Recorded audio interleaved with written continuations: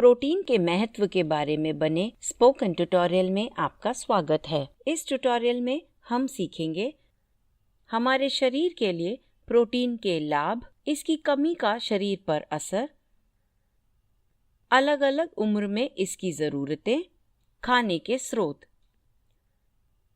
Protein हमारे शरीर के लिए बहुत ज़रूरी पोषक तत्व है। यह 22 अमीनो एसिड से बना है। 22 में से 9 अमीनो एसिड ज़रूरी हैं। ये हमारे शरीर में खुद नहीं बनते, इसीलिए इन्हें खाने के ज़रिए लेना पड़ता है। बाकी के 13 शरीर द्वारा बनते हैं। अब मैं आपको संक्षेप में अमीनो एसिड के बारे में बताऊंगी। अमीनो एसिड कार्बनिक यौगिक होते हैं जो प्रोटीन बनाने के लिए जुड़े होते हैं। Lysine, leucine, histidine, methionine, tryptophan कुछ अमीनो एसिड हैं। प्रोटीन को 2 प्रकारों में बांटा गया है। वे हैं पूर्ण प्रोटीन और अपूर्ण प्रोटीन। उनके बीच का फर्क खाने में मौजूद अमीनो एसिड पर निर्भर करता है। पूर्ण प्रोटीन वे हैं जिनमें 9 ज़रूरी अमीनो एसिड हैं। सभी मांसाहारी खानों में पूर्ण प्रोटीन है, जैसे कि चिकन, अंडे, मछली और मांस। ऐसे ही दूध व दूध से बनी चीज़ें पूर्ण प्रोटीन का जरिया है। अपूर्ण प्रोटीन में पर्याप्त मात्रा में एक या एक से अधिक ज़रूरी अमीनो एसिड नहीं होते। ज़्यादातर शाकाहारी खानों में अपूर्ण प्रोटीन होते हैं, जैसे कि दालों में, अनाज, दाने और बीजों में। इन सब में से सोयाबीन प्रोटीन का सबसे अच्छा शाकाहारी उदाहरण है। प्रोटीन मांसपेशियों की वृद्धि, मरम्मत व सही देखभाल के लिए भी लाभदायक हैं। ये खून में शक्कर के स्तर को काबू में रखता है, रोग प्रतिरोधक शक्ति बढ़ाता है। प्रोटीन से भरपूर खाना भूख को कम करता है और काफी समय तक हमें भरा हुआ महसूस होता है। इससे सही वजन बनाए रखने में भी मदद मिलती है। इसके 2 और काम हैं: पाचन में मदद और विषैले पदार्थों को तोड़ना। यह दिमाग तक संकेतों को ले जाने में भी मदद करता है।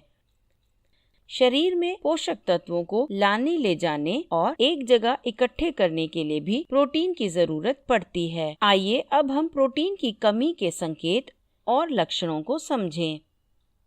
प्रोटीन की कमी की एक पहचान है भ्रूण का विकास कम होना। बच्चों में इसकी कमी से वेस्टिंग और स्टंटिंग हो सकते हैं। इससे शरीर का वजन कम हो सकता है। ऐसे में शिशुओं को अलग अलग बीमारियों का खतरा होता है।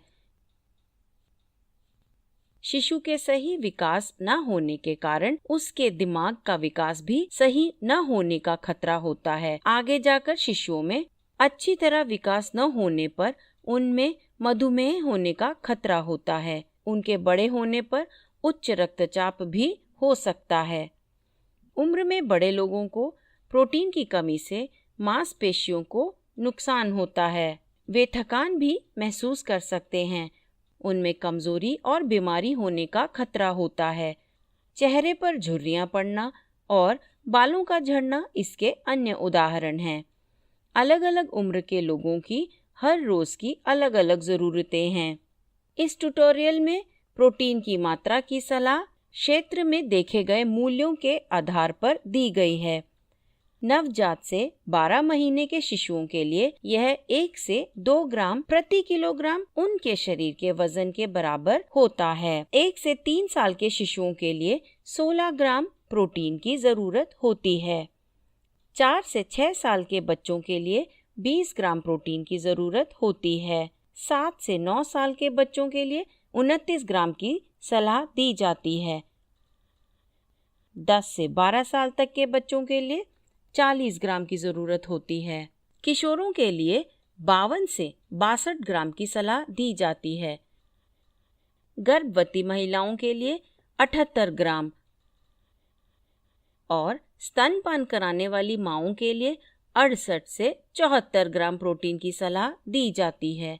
उम्र में बड़ों के लिए प्रोटीन की ज़रूरत उनके शरीर की गतिविधियों के अनुसार होती है। गतिविधि को इस तरह बांटा जाता है: बैठने का काम, कम भारी काम और भारी काम। पढ़ाना ज़्यादातर बैठने का काम होता है। सिलाई करना, आंकड़े भरना और कॉल सेंटर की नौकरियां भी।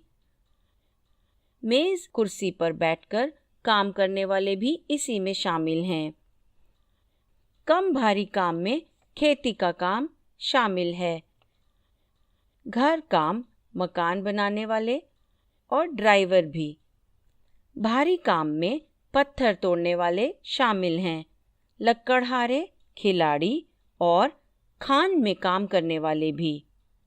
बैठने का काम करने वालों को प्रति किलोग्राम मानक शरीर के वजन के हिसाब से 1 ग्राम प्रोटीन की जरूरत होती है। मानक शरीर का वजन वो होता है जो एक तंदुरुस्त व्यक्ति के लिए एकदम सही होता है। कम भारी काम करने वालों को प्रति किलोग्राम मानक शरीर के वजन के हिसाब से 1.2 ग्राम प्रोटीन की जरूरत होती है। भारी काम करने वालों को प्रति किलोग्राम मानक शरीर के वजन के हिसाब से 1.5 ग्राम प्रोटीन की जरूरत होती है। इसे हम एक उदाहरण से समझते हैं। एक 55 किलोग्राम कम भारी काम करने वाली स्त्री को प्रोटीन की जरूरत 66 ग्राम होगी। यदि वही स्त्री भारी काम करे तो उसे 82 ग्राम प्रोटीन की जरूरत होगी। रोज प्रोटीन से भरपूर खाना खाने की सलाह दी जाती है। ऐसा खाना 6 महीने की उम्र से ही दिया जाना चाहिए। अब हम खाने की चीज़ों में प्रोटीन की मात्रा देखेंगे। एक पूरे अंडे में लगभग 7 ग्राम प्रोटीन होता है। 100 ग्राम बिना हड्डी के चिकन में लगभग 19 ग्राम प्रोटीन होता है। ऐसे ही 100 ग्राम मछली में लगभग 20 ग्राम प्रोटीन होता है।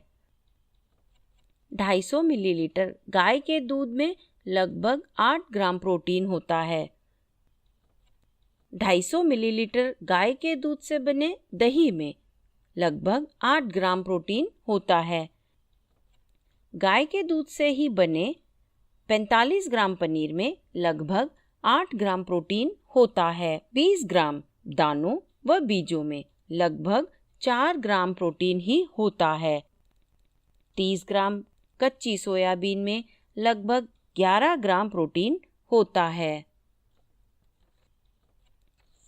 30 ग्राम कच्ची फलियों में लगभग 5 ग्राम प्रोटीन होता है। 30 ग्राम कच्ची दाल में लगभग 4 ग्राम ही प्रोटीन होता है।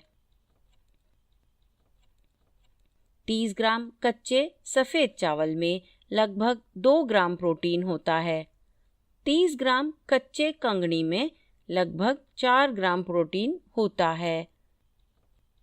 30 ग्राम गेहूं के आटे से बनी एक रोटी में 3 ग्राम प्रोटीन होता है। ज्वार और बाजरे की रोटी में लगभग 3 ग्राम प्रोटीन होता है। एक मिसी रोटी में 4 ग्राम प्रोटीन होता है। मिसी रोटी बेसन और गेहूं का आटा बराबर मात्रा में लेकर बनाई जाती है। शरीर शाकाहारी खाने में मौजूद प्रोटीन की तुलना में मांसाहारी खाने के प्रोटीन को ज़्यादा सोखता है। ऐसा इसीलिए है क्योंकि मांसाहारी खाने में पूर्ण प्रोटीन होता है। पूर्ण प्रोटीन में सभी ज़रूरी अमाइनो एसिड होते हैं। प्रोटीन की गुणवत्ता मांसाहारी खाने में बेहतर होती है शाकाहारी खाने के मुकाबले। प्रोटीन की गुणवत्ता को DIAAS विधि द्वारा जांचा जाता है। DIAAS digestible indispensable amino acid score होता है। ये खाने में पचने योग्य अमाइनो एसिड और जरूरी अमाइनो एसिड का अनुपात है। इसका अंक 0 से 1 तक दिया जाता है। 1 सबसे ज्यादा और 0 सबसे कम होता है। आइए हम कुछ खाने की चीजों के पाचन शक्ति के अंक देखें। अंडे के पाचन शक्ति का अंक है 1.18। फैट से भरपूर दूध के पाचन शक्ति का अंक है 1.32। मटर का अंक है 0.64। सफेद छोले का अंक है 0.66। पके हुए चावल का 0.59 अंक है। गेहूं का अंक है 0.43। भुनी हुई मूंगफली का पाचन शक्ति अंक है 0.43। जैसे कि पहले भी बताया गया है, शाकाहारी खाने में अपूर्ण प्रोटीन होते हैं। अनाज में लाइसिन कम और दालों में मेथियोनिन कम होते हैं। इन्हें एक साथ खाने से अमाइनो एसिड की कमी की भरपाई होगी। अनाज और दालों को एक साथ खाने से प्रोटीन की मात्रा में सुधार होता है। इसे प्रोटीन की पूर्ण क्रिया कहा जाता है। अलग अलग खाद्य समूहों में से तरह तरह की चीजों से खाना बनाकर खाना चाहिए। अलग अलग खाद्य समूहों की चीजों को खाने से अलग अलग जरूरी अमाइनो एसिड लेने में मदद मिलती है। दूध से बनी चीजों के साथ दालें और अनाज खाने से प्रोटीन की गुणवत्ता बढ़ती है।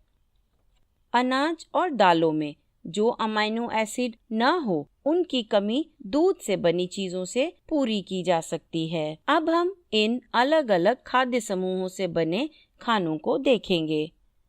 रायते के साथ बाजरे की खिचड़ी, कढ़ी चावल और पनीर पराठा कुछ उदाहरण हैं। दही के साथ थाली पीठ और दही के साथ ही राजमा चावल अन्य उदाहरण हैं।